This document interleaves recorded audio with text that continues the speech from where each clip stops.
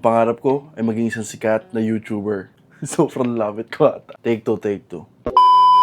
Ang pangarap ko ay maging isang sikat na YouTuber. Pero paano ko ba gagawin yun? Sa loob ng ilang taon, gumagawa ako ng mga cooking videos, food review, at kung ano mga nangyayari sa buhay ko. At kahit paano may mga taong nanonood. Pero may isang problema. Halos lahat ng ginagawa ko, puro short form content lang. Katulad nito.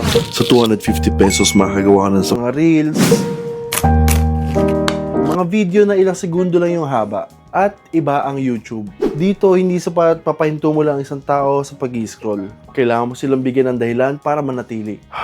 Kaya ngayon, susubukan ko matutunan ng isang bagay na hindi ko pa nagagawa. At ito yung unang kabanata ng journey na yun. Subukan natin, no? Wala naman sigurong masama. Like, subscribe, and follow. Parang ilang araw na to, Sira na. Okay, so since nandito na rin naman tayo sa mga subok-subok, ito, legit na mapapasubo ako dito. Kasi hindi ko talaga to trip kainin. Ito nga pala yung chicha worm. Pero malinis naman daw to, no? Medyo kinakabahan ako dito. Maganda yung packaging niya. So far, okay naman.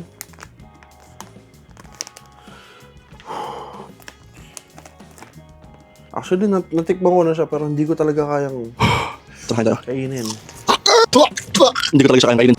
Parang may something talaga dito. Kung nakikita nyo, yun yung itsura nyo. Ang weird, tumutunog. So, ayun. Paki-comment na lang din quiz kung kumakain ka ba ng ganito. Pero ayun, susubukan din natin. Okay, so anong amoy niya? Amoy siyang green paste. At may kasama siyang salt na ganito. So, ito yung itsura niya. Focus mo nga. O, yan. Kita mo ba yan?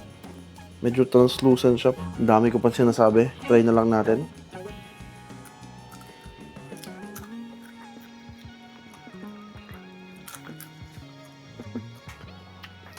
Alam mo yung green peas pero balat lang.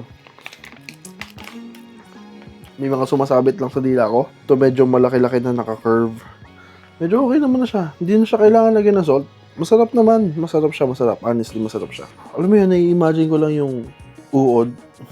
Nabubuhay siya sa bibig ko. Feeling ko ganun. Pangalawa. Yan, parang may laman-loob. Parang may laman. Kailangan ko tubig.